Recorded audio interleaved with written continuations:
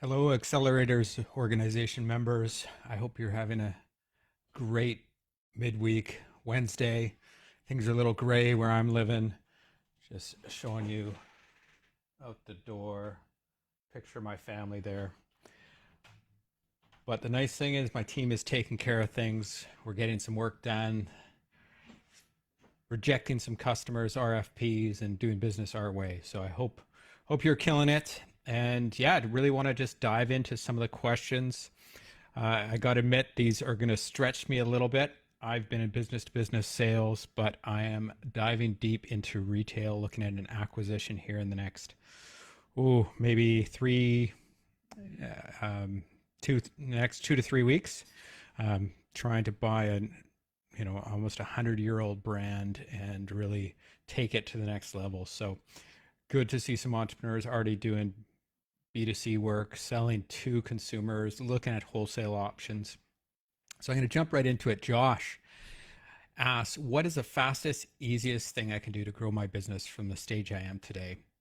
So Josh is early stage, started in August and is currently doing less than 10,000 in annual sales. So just kind of ramping up for the year. You got half a year left to kill it. So I love to hear that you've already got sales. I remember my first year, getting a sale of like $600, $700. And, it was almost like somebody was giving me charity.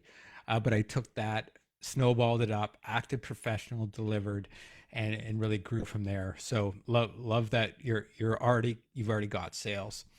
So currently it's Josh and John working full time and working on their side hustle, kind of nights and weekends for their business. And I'm not clear 100% what your business is, but it looks like you're selling through Amazon, looking for products that rank in the 90-day bestsellers list on Amazon. So he'd like to get to $1 million in sales in 2023. So I believe that's the calendar year. So what are the things that I'd immediately recommend you do if you're trying to grow and you're also, kind of working that current job, you don't want to leave it quite yet. So I'd say, if you're up to 10,000 in sales, you've got revenue coming in from other sources.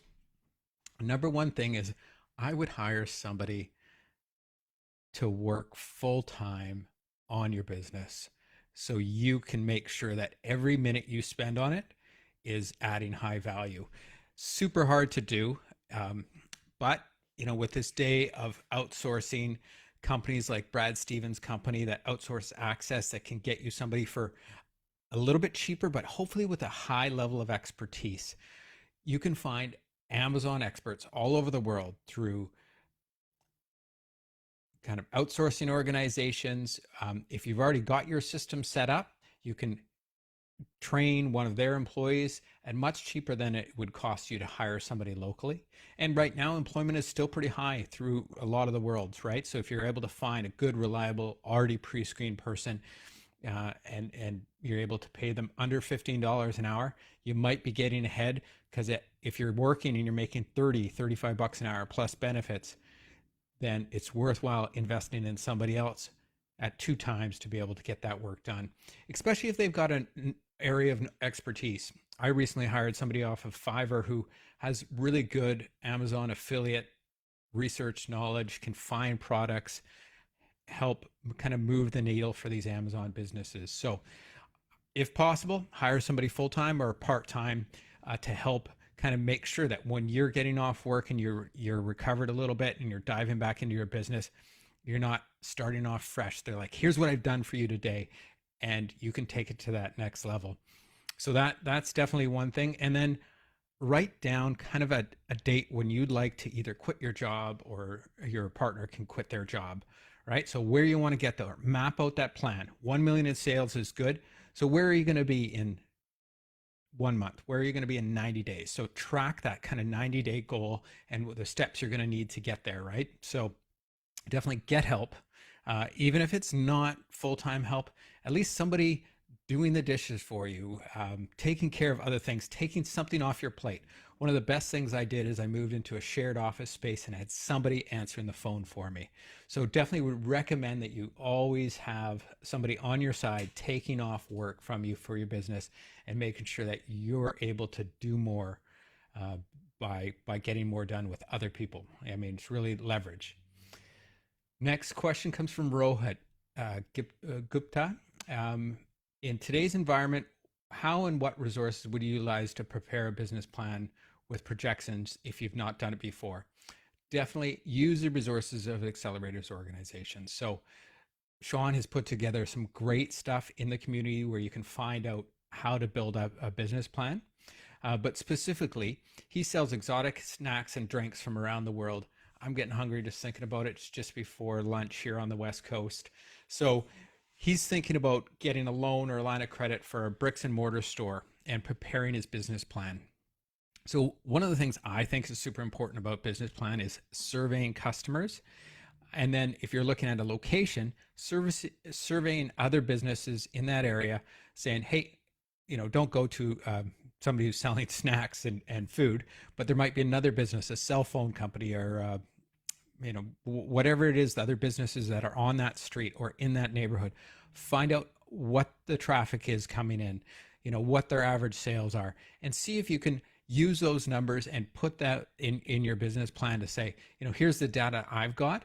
And it shows that you're doing the homework. So secondary research is interviewing other entrepreneurs kind of in that area and finding out what their traffic and sales are.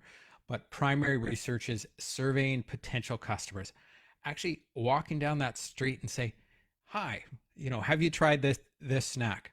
Would you like it? Keep it in the package. Can I ask you a few questions? I'm doing a market survey for my business. And then you've got that primary research. You can then take that to a bank or take that to a lender and say, I've talked to over 30, you need a sample size of at least 30. So, plan to do a couple of days of surveying. And you can say that, I know what the traffic is during these peak days.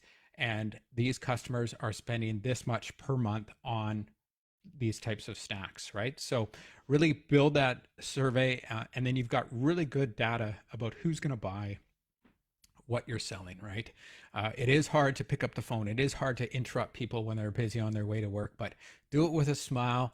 Tell them you're an entrepreneur and you're planning to be the next, I don't want to say it, but Elon Musk, or you want to be the next Sean. You really want to grow your business. Can you help me for 1 minute? And just asking that permission, people will often give you their time. I did a survey 18 years ago, and I'm surveying people for this potential business I'm looking at buying. I'm fortunately not having to get external financing, but I got to go to the bank of my wife and say, hey, I'm going to be spending this time and this money on this, and here's what we're going to do. Here's the number of customers that I think we can get. Here are the types of buyers that I'm going after. And that really helps. And definitely use the resources that Accelerator or organization gives you. Next question comes from John Baptiste. His question, how do I determine what type of life insurance I should have? So John Baptiste is a residential real estate agent, and he wants to maximize my money and my future investments. And he definitely hears that life insurance is the way to go, but he's not sure what type will work best for me. So as an investment vehicle. So definitely what I recommend is invest in your business first, invest in yourself first. So you're doing that. You're part of Accelerator's organization. So you're making that investment. But also, what other investments can you make in your business to grow? There's some businesses where you have kind of like a 10% profit margin, 15% margin. Residential real estate, I think if you can get multiple listings, definitely as a seller, I know the market has slowed down a little bit, but you can make a lot more money and a lot more profit than you ever would, I believe, in a life insurance policy. So I would look at where can I reinvest first in my current business or acquiring other businesses, because there's not very many investment vehicles where you can get 10% per annum or more, 15% per annum. Or if you're in a high margin business like nutritional supplements or real estate, like if you can get three to four more sales, how will that affect your bottom line, right? So if you can reinvest in that, it might be the best way to go. But definitely with life insurance, one of the things that comes around it is family, right? For me, I definitely want to make sure that my family's taken care of just in case anything happens. So also talk to financial advisors who have a fiduciary duty to you. Insurance salespeople, they have a fiduciary duty to sell and make profits for themselves. But if you can find an investment advisor who has, and just ask them, listen, I want to do my long-term investing with somebody I trust. Do you have a fiduciary duty to me as a customer? If they don't know what you're talking about, they should not be your primary source of investments. But definitely look at that. Look at the insurance, look at when the payoffs are and your investment horizon, your short and your long-term goals. Definitely life insurance is something most people need.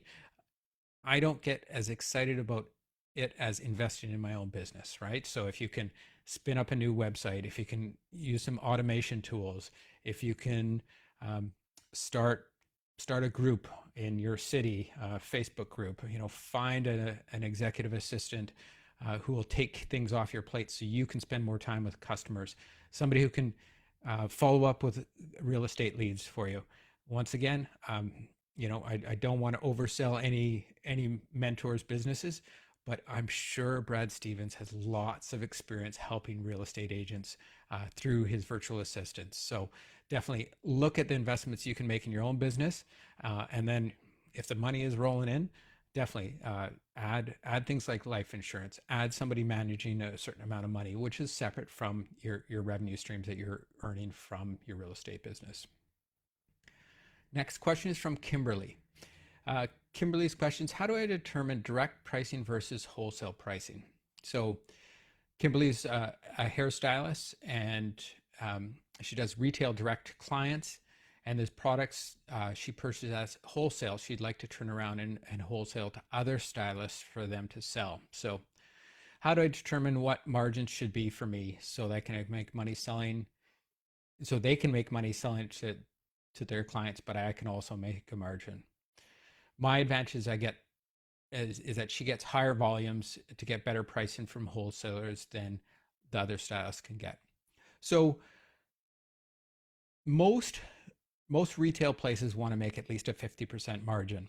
I believe in beauty products, it's slightly higher, maybe as high as 65%.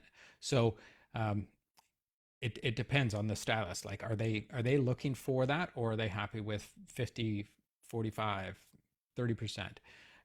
Most likely they're looking for at least that 50% margin. So yeah, you've got to fit it in somewhere. If you got a $10 shampoo or 20 or 30, I don't know what your target market is, your local demographics, but you've got to fit it in there.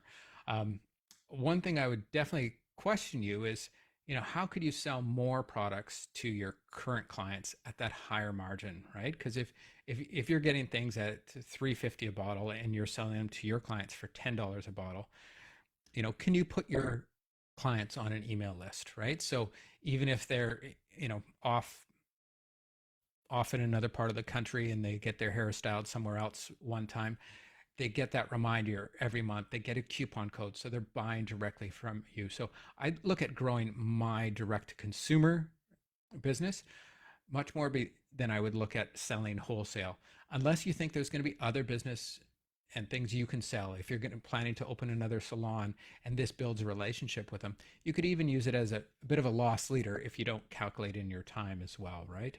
But definitely, I mean, you need to be making at least 10% margins as a minimum to make it worthwhile, right? If you know that a stylist can sell 30 bottles, and that helps you get to another price point, a 5% discount from your supplier, yeah, maybe you can take that down to 7%. Especially, what are the payment terms, right? If they're paying you up front, what are they doing to help you with your cash flow? Because that's going to be super important as you move forward with pricing. So definitely grow that, but also think, how can I sell more direct to consumer? Can I set up a web store? Can I set up Shopify? can I start an email list and really start selling to both my existing clients, uh, new clients, and then also how can that support my wholesale operation as well. I don't have experience in wholesale, um, less on the retail side, but I appreciate that you're giving it a go, and talk to other industries. Talk to your vendor and just say, who's actually buying the most off you. Do you mind if I call them, because they might be in another state, another region, another city, and get a sense of what they're doing. What's your markup? And always approach it at curiosity and gratitude. There might be some who are like, I'm not going to share that with you, but you'll find some great entrepreneurs who are actually happy to chat with you, especially if you come at it with that gratitude perspective. Next question comes from Kirsten. What is the fastest, easiest thing that I can do to grow my business from the stage I am at today? So I am a wholesaler in the retail industry selling golf apparel. I am in my first year of business, launching this month of October, currently at 16K in gross sales. That's great, really coming out of the gate with lots of sales. And her biggest holdback in driving new business is cash flow to purchase products to sell. So I'll give you an experience share. When I started my business, I had a big truck, and it was just starting to cost me more and more money. I'd replaced an engine on it, but it still had value. It had about $16,000 in value, and that was 18 years ago. So that was some significant cash flow. I went out and got a brand new car, and I never recommend people buy a brand new car.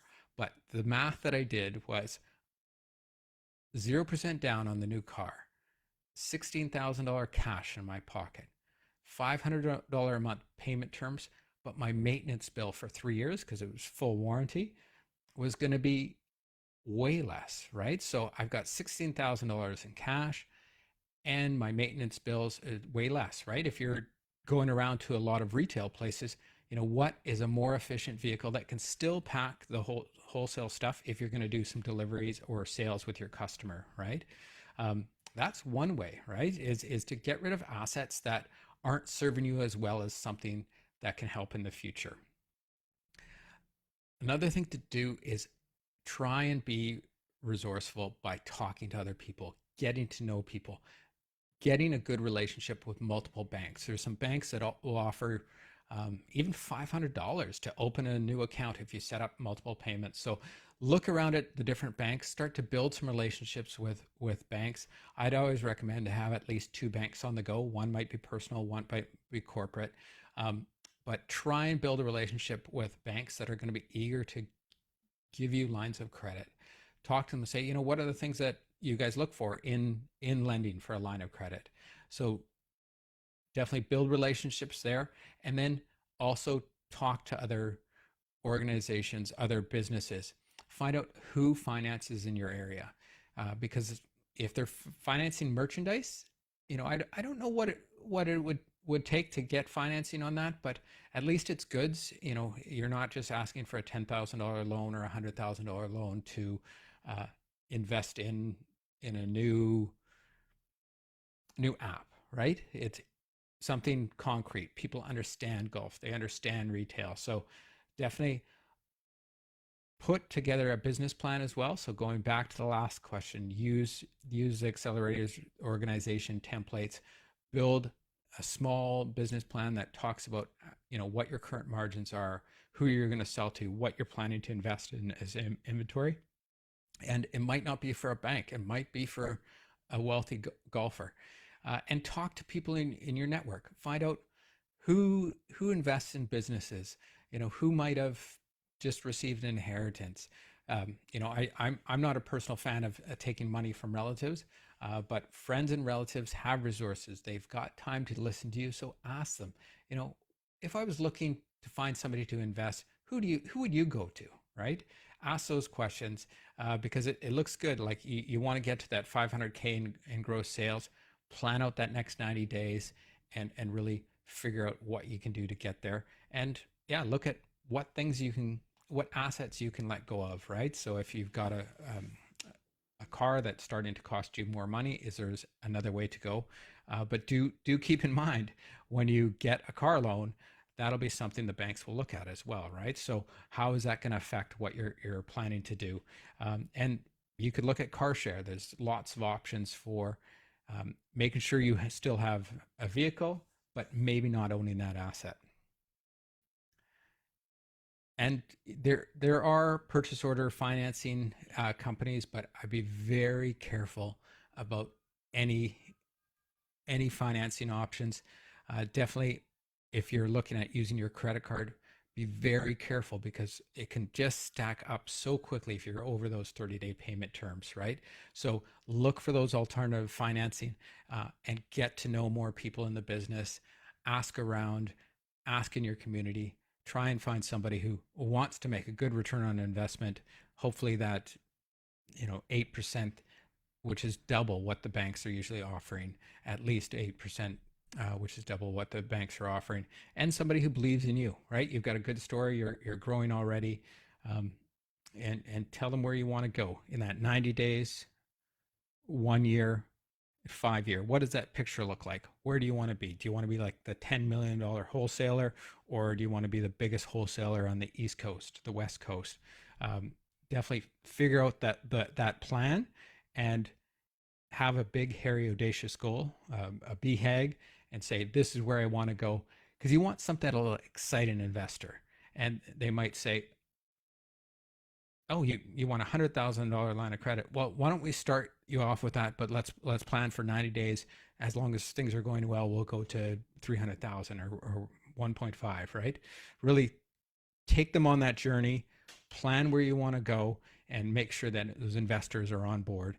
Definitely talk to the banks, build those relationships, as I've said, but don't put all your eggs in a bank. Don't put all your eggs in any one financing option. So that's what I've got. I'm definitely learning retail. I appreciate all these questions. I hope to be in that game, doing more direct to consumer, but also selling through multiple vendor channels like you guys are doing. And definitely leverage resources, find experts, and in your field, there are so many people who sell internationally into the same markets using the same verticals. You might find somebody who's got a hairdressing business on the other side of the country or sells on Amazon, but isn't in your niche that you can learn from. So keep on building your relationships, post within the Facebook group, try and find other people who are in the same area as you, and learn from each other. That's the key thing about being part of Accelerators organization is you've got lots of resources from all the different members. Thanks so much, everybody. That's a wrap. Any more questions, just put them here in the chat, and make sure you got lots of good questions on how you're going to make more money, how you're going to kill it, how you're going to grow your business, because the mentors love these questions. We've been on this journey. We're going on it again the next time we buy a business.